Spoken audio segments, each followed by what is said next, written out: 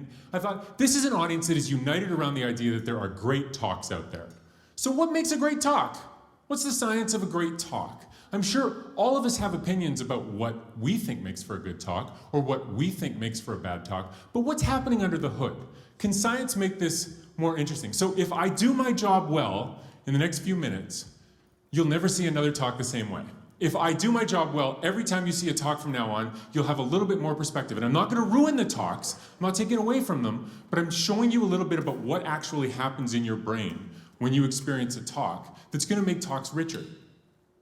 Now, to get into this, I'm going to tell you 3 things over the course of this talk that I've learned about what I've learned about talks.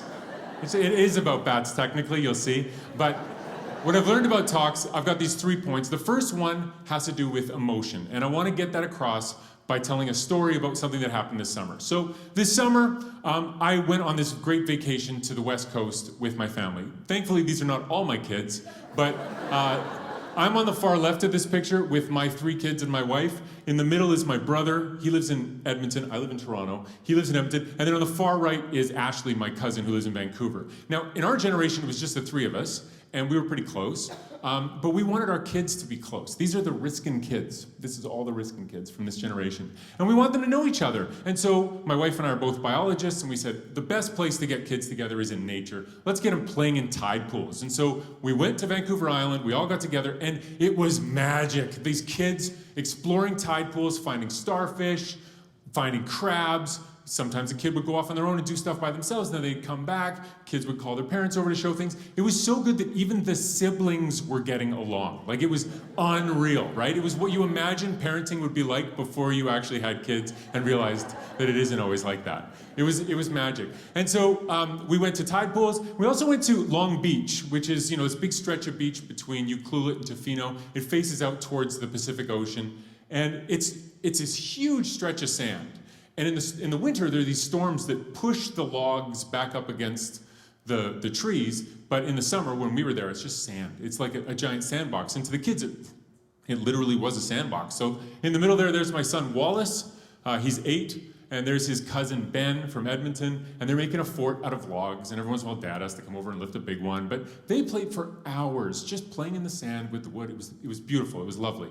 And so they had a great time. The day ended. The next morning, Wallace wakes up, he says, I want to work on my fort, Dad. And Ben wasn't awake yet, nobody was awake yet, so I said, sure, I'll take you to the beach. And so the 2 of us go down, and it's just the 2 of us on the beach. Just magic, right? Father, son. I'm like, let's go look for whales. So we walk up to the edge of the water. We look out into that water. Thankfully, it was nowhere near the picture of Los Cabos. That would have been a very different experience had we gone there. But it was beautiful. I was looking for sea lions. I was looking for whales. I couldn't find any. But I did start seeing some birds. And I've got a big, nice telephoto lens. So I started taking pictures of birds. And Wallace is like, Dad, I want to work on the fort. I said, well, just go. It's right there. I can see you. Just go. No problem. Now, I wasn't paying close attention. I was a little distracted by the birds, and he was not paying attention. And so he walks towards the fort, and I'm doing my thing, and then I look, and he's very far now, he's very close, and he is walking right up to a bear. And I know. Now, he's fine. I'll just spoil the ending. He's fine. But he hasn't noticed the bear yet. He's still walking toward it, doing this. And so I did this thing. I'll put my mic down for this, but I said, Wallace, stop. Stop walking. Do not run. Walk to me now. Do not run. Very good projecting voice. All my public speaking chops came to bear on this one moment. Can he do it? This is the biggest keynote of his life. Can he do it? I did it. I assure you, he heard me. So Wallace hears me. He stops. He turns. If it had been either of my other 2 kids, they would have ignored me. They would have kept going. But he stopped. He turned, and he starts walking towards me, and he says, why? And I'm worried he's going to see the bear and start running. And so I don't know what to say, because I don't want him to be surprised by the bear. So I said, there's a bear nearby. Just keep walking. And he does one of these. And he does like a little, and I was like, oh no. But he didn't run. He walked. He walked all the way back. And of course, once he was halfway back, I had to get a picture. So I got my phone out. I waited until he was halfway back. I did not take the picture first. I just want to be clear. But this is the picture, and there's the bear right there, right? And so I'll tell you something about that day. I will never forget it.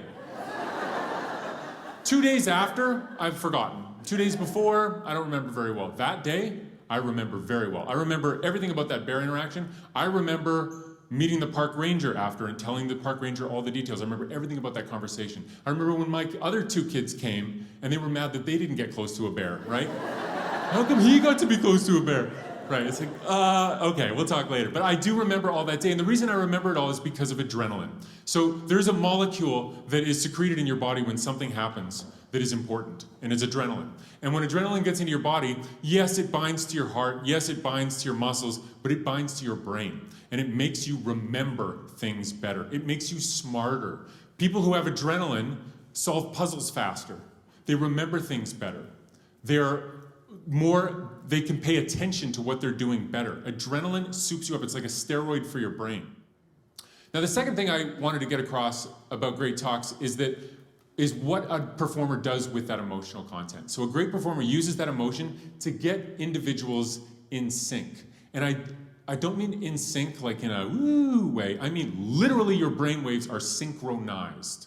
It's amazing. This is something that's just come out of the literature in the last decade or so, that mammals' brains become synchronized when they interact socially. And this is true for humans. So there's been this great new technology. It used to be that you'd have to stick somebody's head in a big, huge tube to get any kind of reading of what's happening in their brain. Now you can wear these things on your head that can measure what parts of your brain are using more oxygen. And you can have people wear these things while they interact socially, and you can look at how brainwaves come into synchrony as people interact. And so in a very basic experiment, you have 2 people in a room, you put a wall between them, they don't synchronize.